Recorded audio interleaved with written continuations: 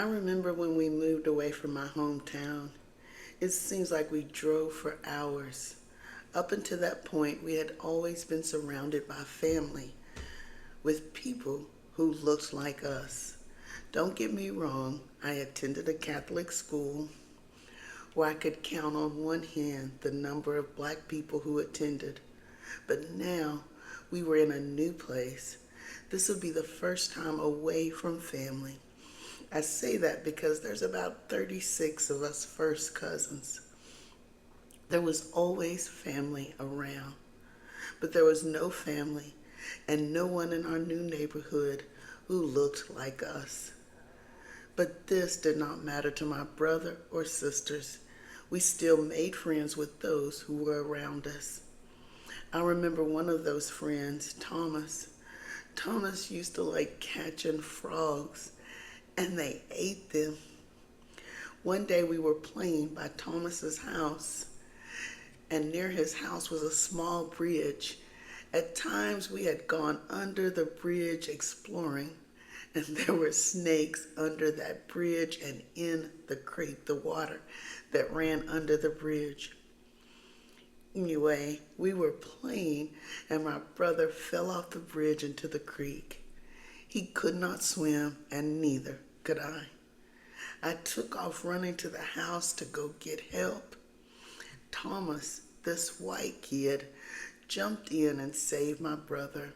When I got back to the bridge with help, they were walking back up the side, soaking wet. We moved to another neighborhood shortly after that. This neighborhood was definitely the suburbs. There was no other black people there. I'm 52, so this was a little bit ago, and again, this did not stop us. The lack of people of color did not stop us from making friends. There were sleepovers. My favorite was camping out in the backyard, Doritos, picante sauce, and now-a-laters. Green apple now-a-laters is still my favorite today. I remember our families going to the lake and camping out and riding motorcycles.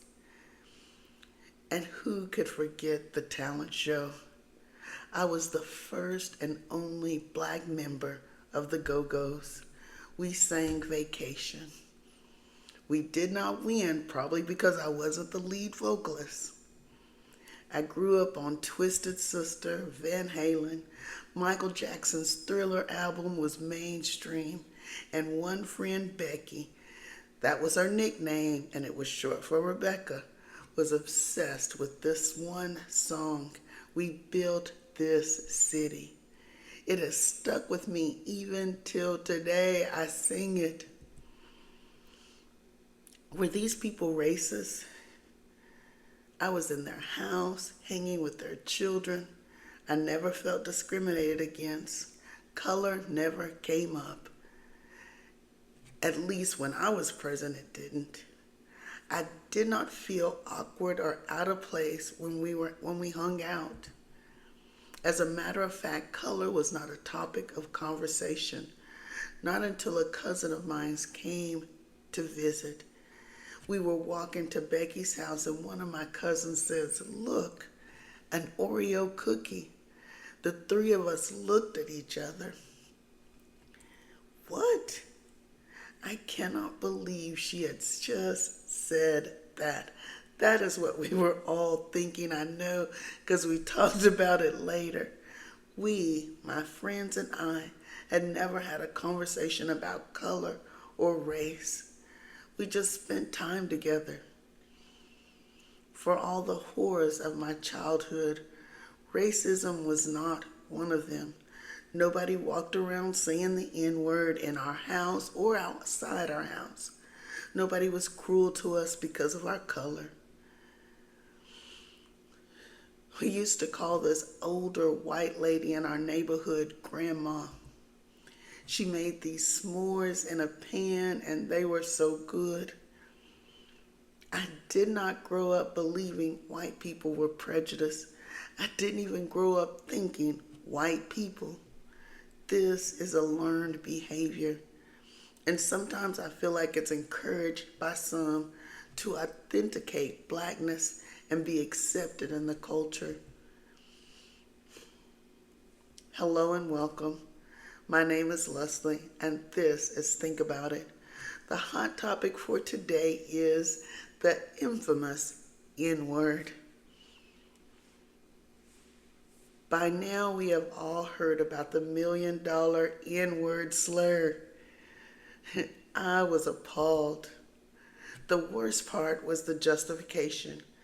When is it ever okay to insult a child, especially someone else's child? Period. Adults are not supposed to do this. This is not your kid. Deal with the parent. Fatigue does not make you insult a child. This is the racist behavior of cowards. If you are that fed up and tired, go call his mom the N-word. She can actually defend herself against you. This is the same type of person that if that would have been a man, she would have been saying how unfair it was for a man to do this to a woman.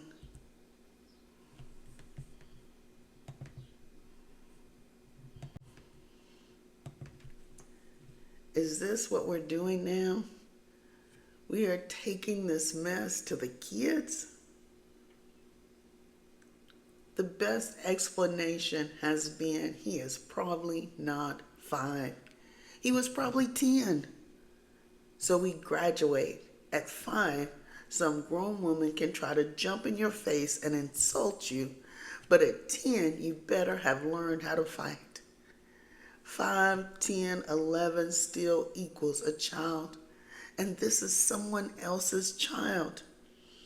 Another manipulation tactic is black people say it all the time. When my son is being a smart aleck, I have called him a jerk even if what he was saying was funny. This is not an insult. He knew this was not an insult.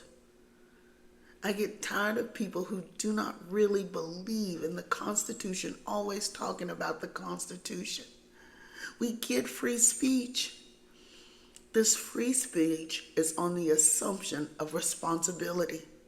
Our Constitution is on the assumption that we are a righteous people. What that means is we are responsible. We have a duty. We are accountable. There are consequences for our action, including our words. Nobody should go around saying whatever thought that comes to their head. I believe this was understood by the writers of the Constitution, probably because it's basic common sense. This does not mean controversial things are not said. There is a difference between insult and controversy. We know this. While we like to put some intellectual words to this crap, the truth is the Constitution works best when the adults act like adults, responsible, duty, obligation, accountability, consequence, and the kids act like kids. Another lie is black people say it all the time. How do you know that?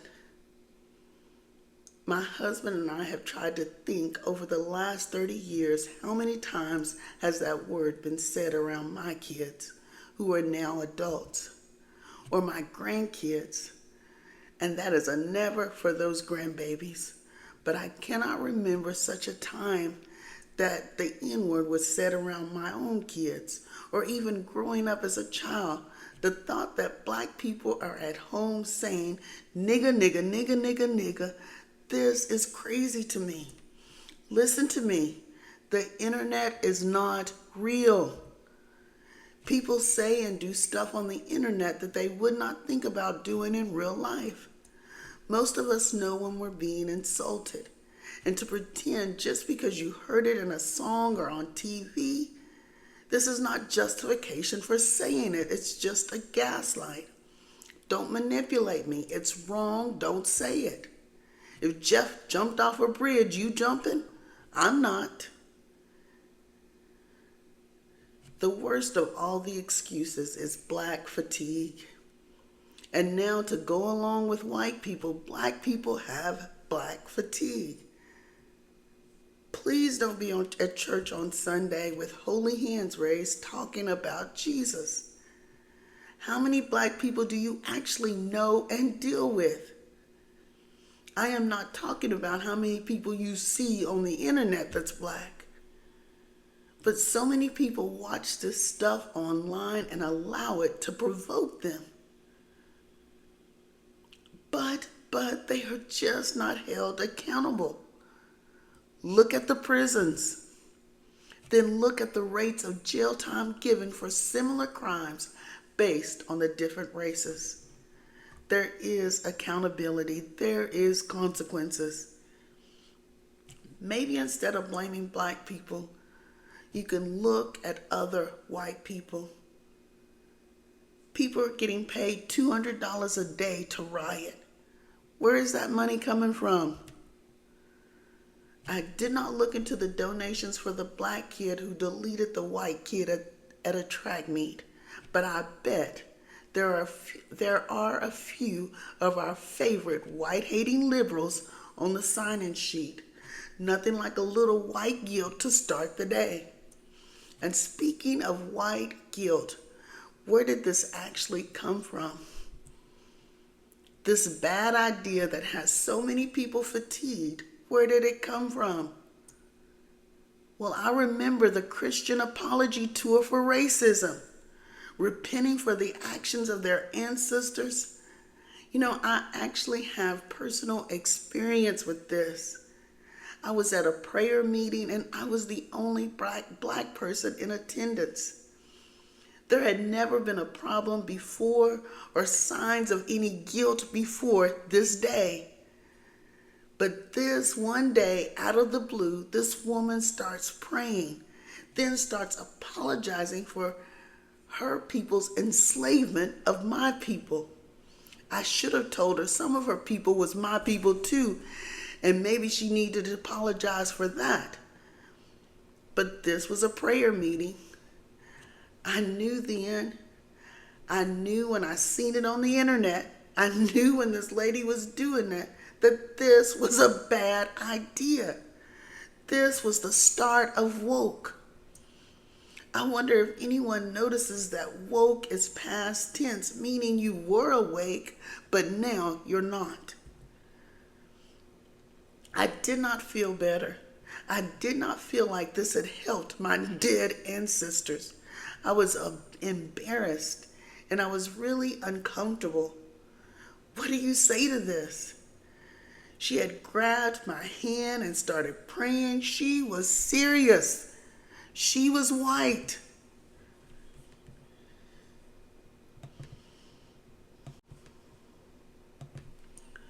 What do you do? I am a Christian. I gave my life to Jesus 20 years ago, and I have never been the same. About 10 years ago, I walked into this convenience store close to my house to get a cup of coffee, and there was this man, the store owner, and he was not friendly, or at least he was not friendly to me. Only a fool would say racism does not exist, because it still does today, and this man was racist. Of course, I thought, this was the last time I will come to the store. Again, I am a Christian.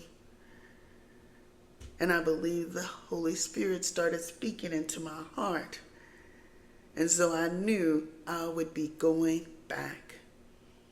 And when I went back, that I would be polite, I would get my coffee. I wouldn't go out of my way, but I would act like I was a child of God. So I continued to go back. I always feel, and I know it, I say this all the time, just because I feel it does not make it real or true. It only means I felt it. So I'm not saying what I was feeling was true, only that it felt like a fact at the time to me, but I always feel like If one black person does something, then this is how every black person is supposed to be. But if one white person does something, then this is just a reflection of that one person. This man did not know me, yet he acted like he did and judged me according to this preconceived notion. How I was supposed to talk, act, and think was already predetermined by him.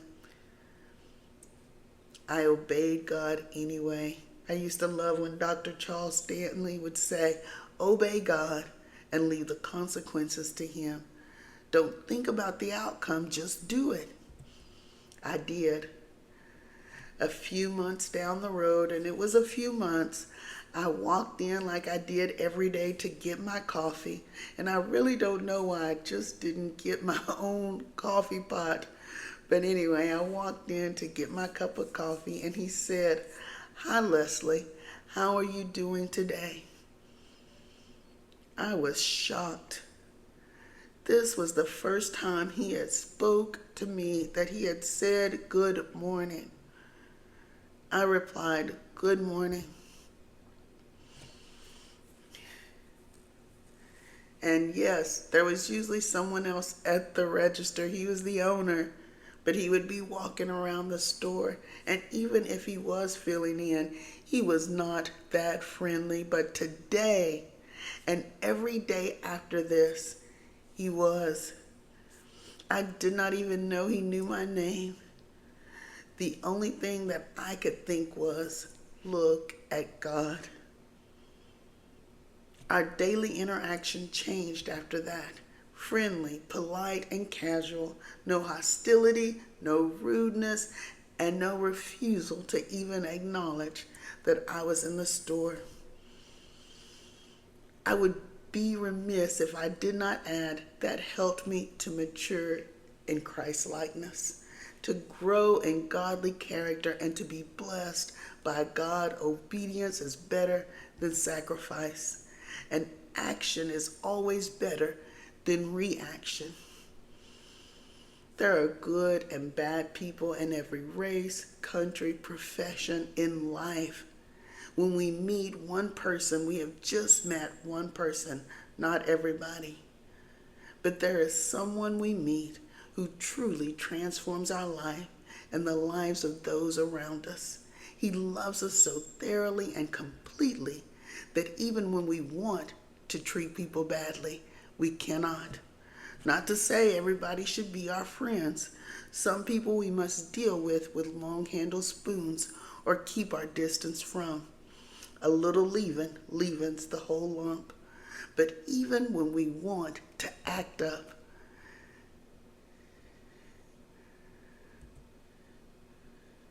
we find ourselves acting right. Even when we feel like we need to say something, we close our mouths because we have found this treasure, this great love, this amazing grace. He does not care what color we are or what our background is. Those who are willing to surrender their lives are welcome. His name is Jesus, and I encourage you to give him a chance. I don't believe anyone is fatigued, black or white. I do believe everyone is looking at the wrong person and should probably focus on the one who can really help, Jesus. I also believe that this is a peace issue, not a race issue, and not an other people issue. This is about inner peace. God did not create us to be bothered by the internet, to be moved by mainstream media, or to be frustrated with everybody else. I have told you these things so that in me you may have peace. In the world you will have trouble, but take heart. I have overcome the world. Peace I leave with you. My peace I give to you. I do not give to you as the world gives. Do not let your hearts be troubled, and do not be afraid. God, I pray you will keep your people in perfect peace as we focus on you. Let our minds be steadfast because we have put our trust in you. Peace. The enemy wants God's people out of peace. The noise has been loud. The craziness has been profound. The rhetoric has been provoking. Stay in peace, or at least think about it.